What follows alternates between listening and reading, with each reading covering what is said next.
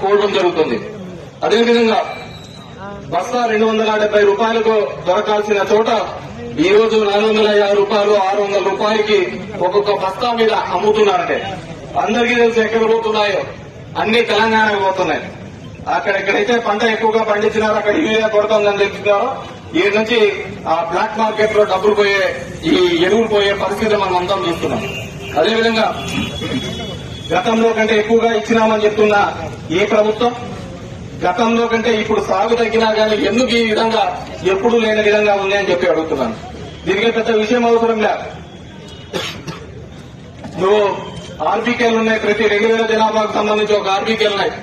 రైతులు వచ్చి ఎంత కావాలని డిమాండ్ అని బుక్ చేసుకుంటే అక్కడే విషయం తెలిసిపోతుంది ఎంత రైతులకు ఎంత అవసరం పడుతుంది, ఎంత యూరియా కావాలని. గతంలో అదే విధంగా చేసేవాళ్ళం. అంతకుముందు కూడా చూసినాం మనం 2019 కంటే ముందు వేరుశనగ పంపిణీ అప్పుడు ఏ విధంగా ఉండేది. మార్కెట్ యార్డ్లో వచ్చి ఇట్లాగే చెప్పులన్నీ పెట్టేసి తెల్లారి 3 గంటలకు వచ్చి వెలుగు చూసేవాళ్ళు. తర్వాత క్రమంలో ఎప్పుడైతే ఆర్బీకే ద్వారా మనం ఇస్తున్నామో ఎక్కడే కానీ క్యూలు కానీ వేరుశనగలో ఈ విధంగా ఇబ్బందులు పడుతున్నాయని ఎక్కడ కానీ చూసిన సందర్భం లేదు. ఎందుకంటే ఒక ఆలోచన విధానం ఉండాలి, రైతాంగానికి మేలు చేయాలని ఒక ఆలోచన విధానం ఉండాలి. కానీ ఈ ప్రభుత్వం అలాంటివి ఏవే కానీ చేయకుండా ఎంత అవసరమవుతుందనేది కంప్లీట్ గా వ్యవసాయాన్ని పూర్తిగా నిర్లక్ష్యం చేసి వీళ్ళ సోకులకు వీళ్ళు ఇచ్చే స్టేట్మెంట్లకు మనం చూస్తూనే ఉన్నాం. ఈ 2 ఏళ్లలో వరి ఏ విధంగా గిట్టుబాటు ధర లేకుండా పోయింది. మిరప కోసం ఏ విధంగా గిట్టుబాటు లేదు. నేను ఒకసారి ముదుగుబ్బ నుంచి పులివెందులు పోతుంటే మా ముదుగుబ్బ నుంచి దగ్గర 500-600 మంది పొద్దున్నే బొలేరోలను ఆటోలోనూ పోతున్నారు.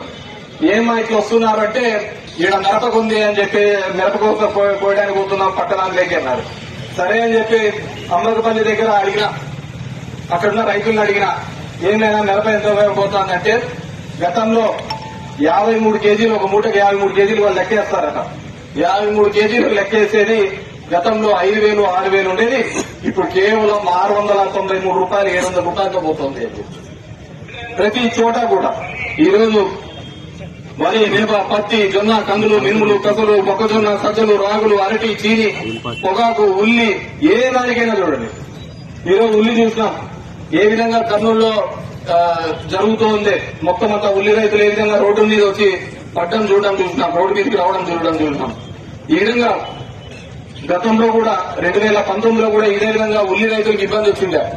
మహారాష్ట్ర అక్కడంతా విపరీతమైన వర్షాలు పడ్డము, ఆ ఉల్లికంతా సమస్య రావడం, కర్నూలు జిల్లాలంతా రావడం చూస్తే ఆ రోజు దగ్గర 9,025 టన్నుల ఉల్లిని ప్రభుత్వమే కొనుగోలు చేసింది. ఏ రోజైనా ఇన్నాళ్ళు మనం వేరుశనగ పండించినాము, ఏ రోజైనా మన ప్రభుత్వంలో రేట్ తక్కువ ఉందని బాధపడిన సందర్భం ఉందా? ఎప్పుడు నార్పలకు పోతా అంటే 3,000 ఉంది, 3,800 ఉంది, 6,000 ఉంది, ఇదే చెప్తుండేవాళ్ళు. ఈ రోజు చూడుకోండి, ఎప్పుడైతే తక్కువ వచ్చిందో ప్రభుత్వం మార్కెట్ ఇంటర్వెన్షన్ చేసేది, ప్రభుత్వం మధ్యలో వచ్చేది మేము కొంటామనేది. మనం కొంటామనేది కదా వ్యాపారస్తులంతా కూడా మళ్ళీ అదే రేటుకు రావాలి కదా అని మళ్ళీ వాళ్ళే పెంచుకోవాలి. ఈ రోజు వాటి గురించి మాట్లాడిచ్చే వాళ్లే లేరు. ధరల స్థిరీకరణ గురించి ఆలోచించే వాళ్లే ఈ రోజు కరువైన పరిస్థితి. అదేవిధంగా మన 13,000 ఇందాలు ఇచ్చే వాళ్ళం ఈయన వచ్చి 20,000 ఇస్తానని చెప్పారు. అందరికి ఇచ్చి పడేస్తాను, నాయన అర్థం లేదు అన్నదాతలకు అందరికీ అని చెప్పేసి